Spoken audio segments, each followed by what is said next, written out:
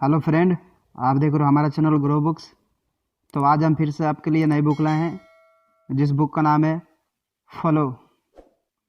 इसका मतलब अपने काम से प्यार करना सीखिए। तो चलिए बुक को आपको दो लफ्ज़ों में बताते हैं। फॉलो आपको बताती है कि किस तरह हम हर माहौल में खुश रह सकते हैं। यह किताब हमें अपने काम से प्यार करना सिखाती है और खुश रहने के दूसरे तरीके भी बताती है। यह किताब खुशी को एक नया नज़रिया देती है।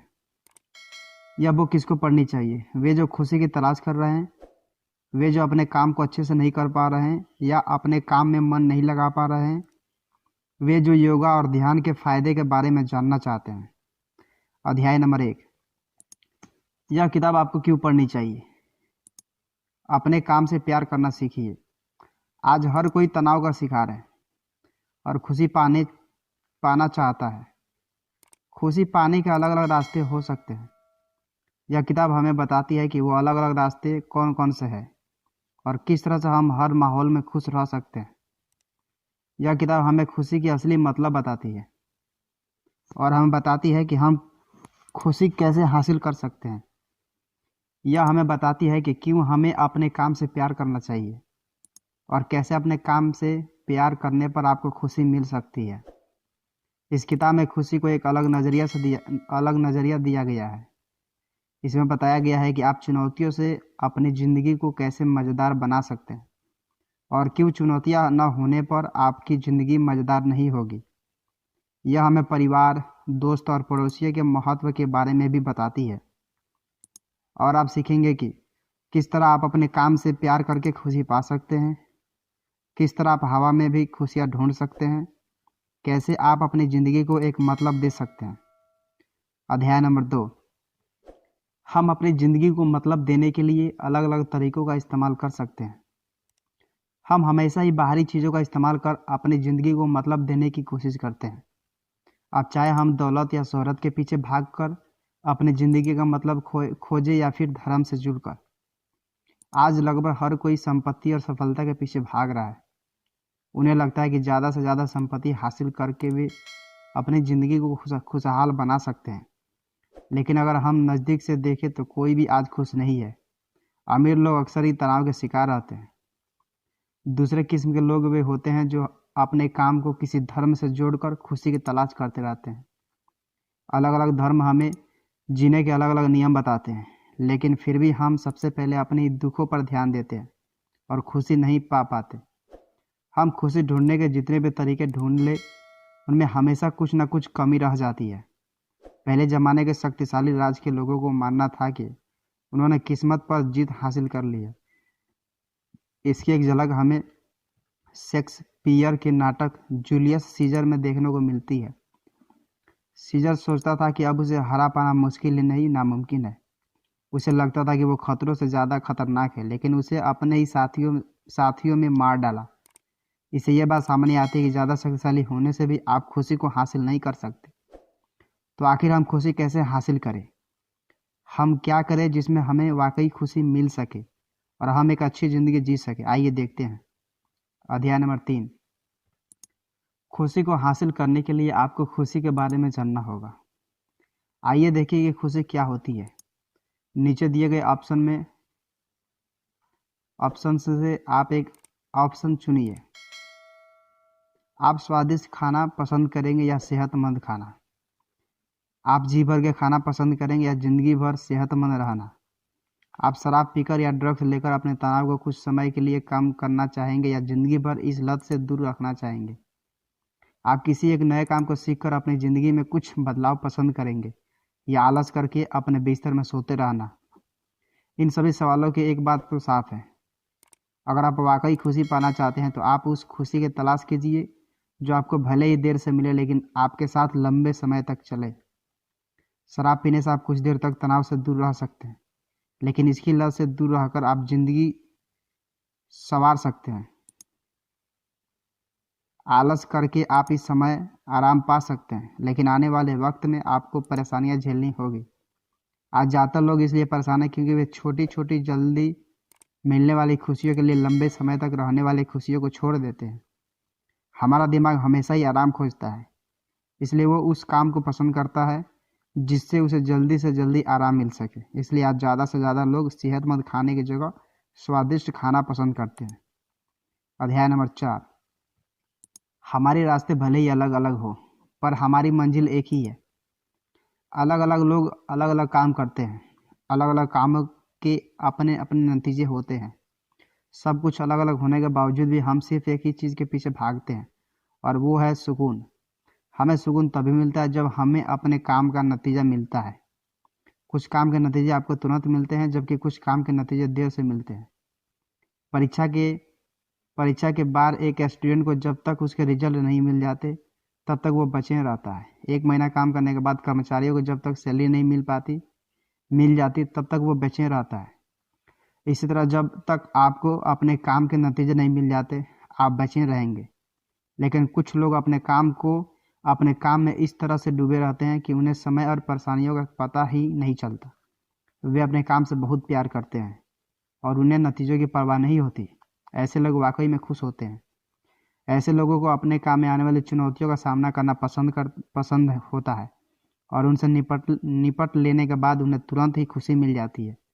बॉब मार्ली ने कहा था, इस दुनिया में आपको कोई भी हमेशा खुश नहीं रखेगा। हर कोई आपको दुख देगा, लेकिन आप किसी ऐसे को ढूंढिए जिसके लिए आपको रोना भी मंजूर हो।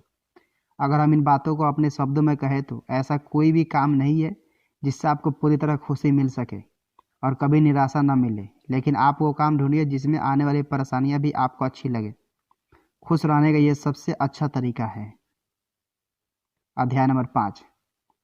खुश रहने के लिए आप वो काम कीजिए जिसके नतीजों से आपको खुशी मिले। आप जो भी काम कर रहे हैं उसमें आप हमेशा चुनौतियों खोजिए। अगर आप चुनौती नहीं खोजेंगे तो आपकी ज़िंदगी में कुछ भी नया और मज़ेदार नहीं होगा। आप एक ही दिन को हर रोज़ जिएंगे और वही काम रोज़ करेंगे, जिससे आप अपनी ज़िंदगी में बोर हो जाएंगे। जैसे कि अगर आप कुछ नया काम सीख रहे हैं तो आप उस काम में छोटी छोटी चुनौतियाँ खोजिए।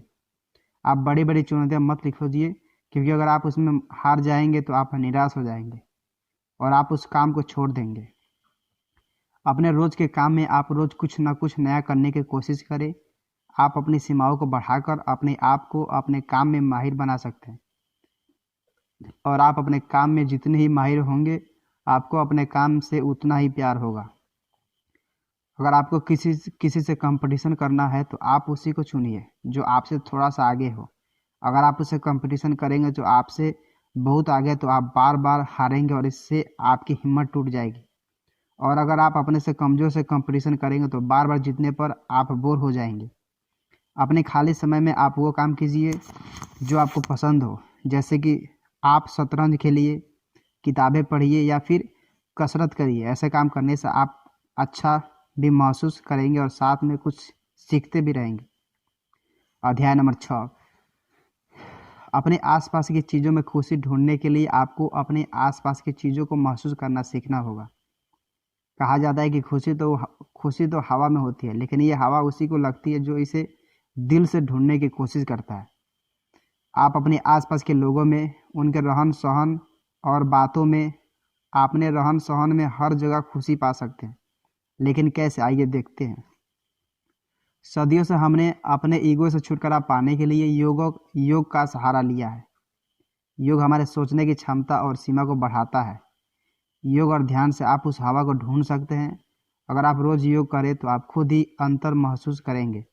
आप खुद पर ज़्यादा काबू पाकर सभी चीज़ों को देखेंगे और समझेंगे। उदाहरण के लिए आप गाने को ही ले लीजिए। अगर आप रोज़ योग और ध्यान करें तो आप देखेंगे कि गाने की धुन आपके अंदर तक जाएगी। आप कभी भी उन गानों में पूरी तरह से खो जाएंगे या फिर उसकी किसी एक लाइन के मतलब को समझने की कोशिश करेंगे। इसी तरह से आप धीरे धीरे लोगों की बातों पर भी गौर करेंगे और खुद की हरकतों पर भी। तो खुशी पाने का एक दूसरा अच्छा तरीका है कि आप रोज़ सुबह शाम योग करें, ध्यान करें। ये दुनिया चमत्कार से भरी पड़ी है, लेकिन इसे देखने के लिए आपको ध्यान लगाना ही होगा। अध्याय नंबर 7। आप अपने खाली समय में अपने आसपास की चीज़ों को महसूस करके अपनी सोचने की क्षमता बढ़ा सकते हैं। अगर हम इतिहास में झांकें तो हमें देखने को मिलता है कि बड़े से बड़े वैज्ञानिक अपने आसपास की चीज़ों को देखकर ही बड़े से बड़ा आविष्कार करता है। इसके बहुत सारे उदाहरण आपको मिल सकते हैं। जेम्स वाट ने जब केतली पर रखे हुए ढक्कन को भाप की वजह से उठता देखा तो उन्होंने स्टीम इंजन का आविष्कार किया। जब राइट ब्रदर्स ने पंछियों को उड़ता हुआ देखा तो उन्होंने इंसान के उड़ने के लिए हवाई जहाज बनाया।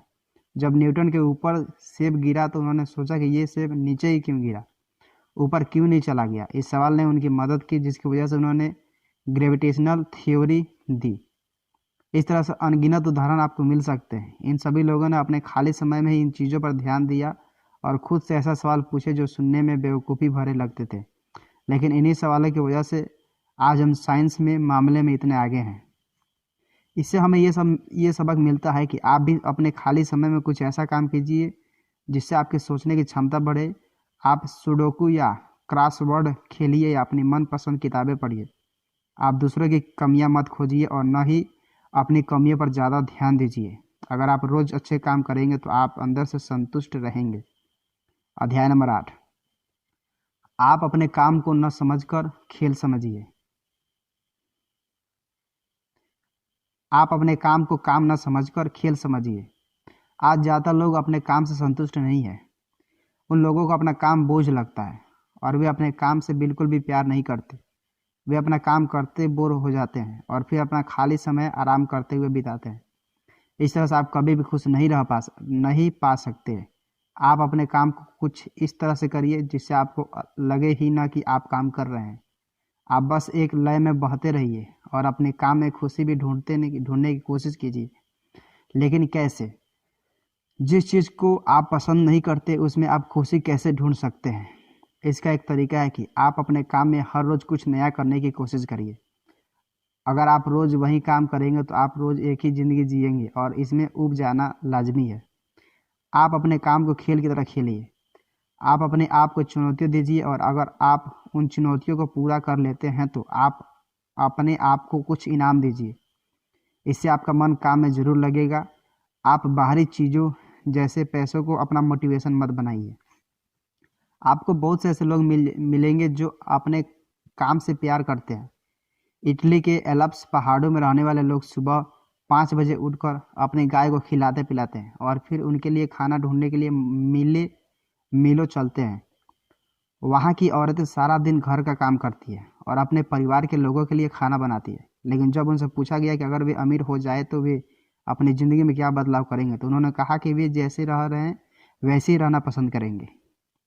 अध्याय नंबर 9, खुश रहने के लिए आपके पास एक अच्छा परिवार और अच्छा दोस्त होना चाहिए। ज़िंदगी में सिर्फ काम ही नहीं होता, आपको कुछ वक्त अकेले बिताने के लिए भी चाहिए। कुछ वक्त अकेले बिताने पर आपको सुकून मिलता है और अपने बारे में सोचने का कुछ समय भी मिलता है। लेकिन ज़्यादा समय तक काम करते रहने से या ज़्यादा अकेले रहने से आप बोर भी हो जाते हैं। ये वही वक्त है जब आपको अपने परिवार वालों की और दोस्तों की ज़रूरत पड़ती है। एक अच्छा परिवार आपका हर हाल में साथ देगा। परिवार आपको बहुत सारी अच्छी चीज़ें सिखाते हैं, जैसे कि दूसरों की इज्जत करना, दूसरों की ज़रूरतों को समझना और दूसरे से प्यार करना। आपके दोस्त आपका आत्मविश्वास बढ़ाने का काम करते हैं। अच्छे दोस्तों के साथ बिताया हुआ समय आपको ज़िंदगी भर याद रहता है और साथ ही उस समय आप अपनी सारी परेशानियां भूल जाते हैं। दोस्तों से आप सभी तरह की बातें खुलकर कर सकते हैं, इसलिए वे अपने आत्मविश्वास को बढ़ाते हैं और आपकी बातों को समझने की कोशिश करते हैं। दोस्तों और परिवारों को अलावा आपके पड़ोसियों का भी आपकी ज़िंदगी में खास महत्व होता है। हमारा समाज हमें बढ़ने के लिए और कुछ अच्छा करने के लिए आगे बढ़ाता है। आप हमेशा इस दुनिया में किसी न किसी के लिए कुछ न कुछ तो ज़रूर कर सकते हैं। ऐसा करके आप संतुष्टि पा सकते हैं। अध्याय नंबर 10, अगर हम अपना ध्यान परेशानियों से हटा लें तो हमारी बेचैनी कम हो जाएगी। आप सभी के साथ कभी ऐसा ज़रूर हुआ होगा जब आपका प्लान किया हुआ काम आपके साथ न हुआ हो। ऐसी हालत में हर कोई परेशान हो जाता है और हर कोई अपनी किस्मत को कोसने लगता है। जैसे कि आप ऑफिस के लिए देर हो रहे हो और रास्ते में आज जाम लग जाए, या आपको ऊपर जाने के लिए लिफ्ट की ज़रूरत हो लेकिन लिफ्ट खाली ना हो। ऐसे हालातों में आप अपना आपा खोने लगते हैं। तो इस समस्या का हल यह है कि आप सबसे पहले अपने ईगो पर काबू पाइए। अगर इस बात को मानिए कि ये दुनिया कुछ नियमों पर चलती है। इस दुनिया को आप कंट्रोल नहीं कर सकते, आप इस दुनिया को अपने हिसाब से नहीं चला सकते। लेकिन आप अपने काम को ऐसे हालातों को संभालने के लायक बना सकते हैं। आप अपने वातावरण को समझने की कोशिश कीजिए। आप अपने डर और अपनी शकाओं को अपने काम के रास्ते में मत आने दीजिए। आप परेशानियों पर ध्यान न देकर अपनी मंजिल पर ध्यान दीजिए। इसमें आपको थोड़ी राहत जरूर मिलेगी।